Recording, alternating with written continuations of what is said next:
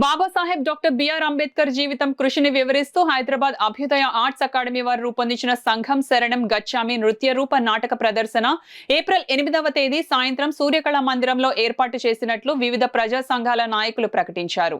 కాకినాడ ఇంద్రపాలెం వంతెన అంబేద్కర్ విగ్రహం వద్ద నాటక ప్రదర్శనకు సంబంధించిన పోస్టర్ను అంబేద్కర్ ఉద్యమ సీనియర్ నేత ఐతాబత్తుల రామేశ్వరరావు, సిఐటియు అఖిల భారత ఉపాధ్యక్షురాలు జి బేబీరాణిలు ఆవిష్కరించారు.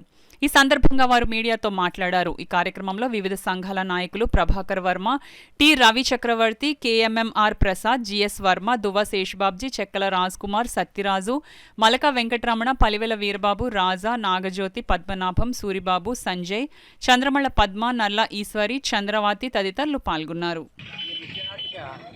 నాటకం ఇక్కడ కూడా ఇది 5వ అనుకుంటాను ఈ ప్రాంతంలో. అప్పుడు కూడా మేము అందరం కూడా బుక్ చేసాం. చాలా వేలాది మంది బళ్ళు కట్టుకుని వచ్చారు మొదట రోజున ఇక్కడికి. ఈ గ్రామీణ ప్రాంతాలు అందరూ కూడా ఆ రోజున అంబేద్కర్ నాటకం అంటే బుర్ర బళ్ళు, ఎడ్ల బళ్ళు కట్టుకుని వచ్చి ఒక తీర్థయాత్రలాగా జరిగింది. అదే సారి 3సారైనా 4సారైనా అలాగే జనం వస్తున్నారు. అందుచేత అదే దృష్టి పెట్టుకుని మన ఆ బృందం వీరబాబు గారిని అడిగితే మేము వేయించామని వీరబాబు గారు కూడా దాన్ని అందరికీ ఎక్కిపించడం, అన్ని సందర్భాలతో ఆయన సంప్రదించి ఈ నాటకం వేస్తున్నాం.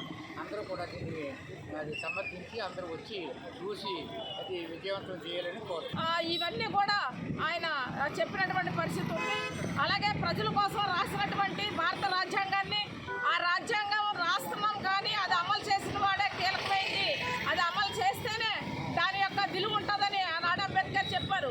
కానీ అదే రాజ్యాంగానికి ఈవేళ మేము రాజ్యాంగ హక్కుల్ని కాపాడుతామని చెప్పి ప్రమాణకం చేసి మంత్రులుగా ఈ దేశాన్ని ఏళ్తున్నటువంటి వాళ్ళు అదే రాజ్యాంగానికి తూట్లు పడుతూ మనుధర్మ శాస్త్రమే మా రాజ్యాంగం అని చెప్తూ ఆ రాజ్యాంగ హక్కుల్ని కాలరాస్తూ ఉన్నారు.